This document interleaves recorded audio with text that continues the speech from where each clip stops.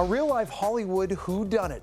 In 2002, actor Robert Blake was arrested and tried for fatally shooting his second wife, 44-year-old con artist Bonny Lee Bakley. Blake pleaded not guilty and was famously acquitted. But to this day, speculation continues to swirl, and many believe he got away with murder. If I thought it would do any good, I would take a gun and go and blow Marsh's brains out myself.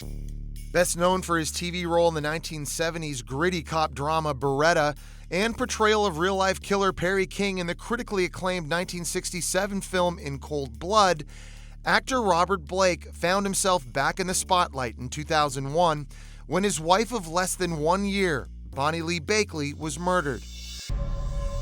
Bonny was shot in the head while parked on a quiet residential street near the Italian restaurant where the couple had just dined. Blake told authorities he went back to the restaurant to retrieve a gun he'd accidentally left inside, and when he returned, Bonny was mortally wounded.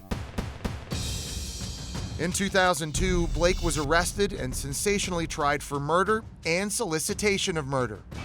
During the trial, Blake was accused of attempting to hire 2 Hollywood stuntmen to kill Bakley.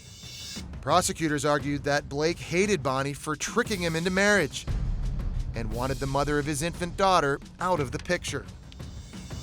Be the jury in the above entitled action, find the defendant, Robert Blake, not guilty of the crime of first-degree murder of Bonny Lee Bakley. With no physical evidence tying him to the shooting, Blake was acquitted in criminal court in 2005. But Blake was found liable for Bakley's death in a later civil trial and was ordered to pay $15 million in damages to Bakley's family, ultimately forcing the actor to file for bankruptcy.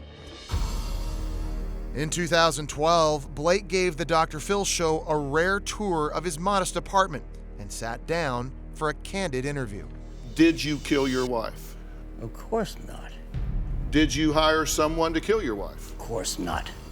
I was worth $25 million. And I'm in Hollywood. Would I be stupid enough? To this day, Blake maintains his innocence, and Bakley's killer continues to walk free. And joining us now are the hosts of Grace versus Abrams, Dan Abrams and Nancy Grace. Great having you guys.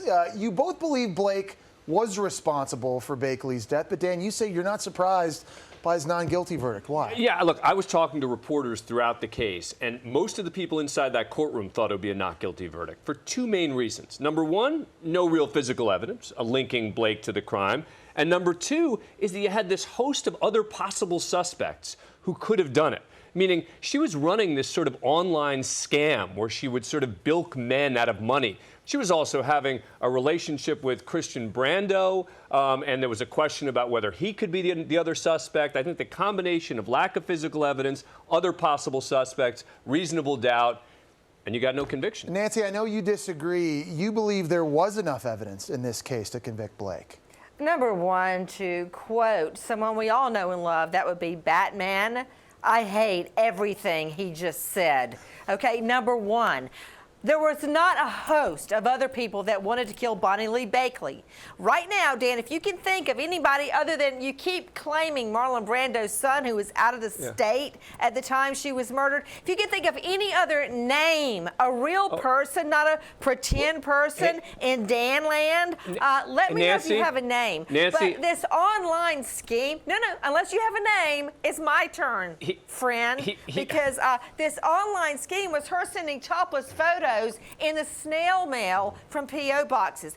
Do you really want me to think some guy took a Greyhound bus all the way to where she was having dinner with her husband at Vitello's, and in the 10 minutes he leaves her alone, they sneak in, do a hit, and get away, what, on the Greyhound bus? So Nancy, I'll ask you, any new information that you believe should be explored here in this case?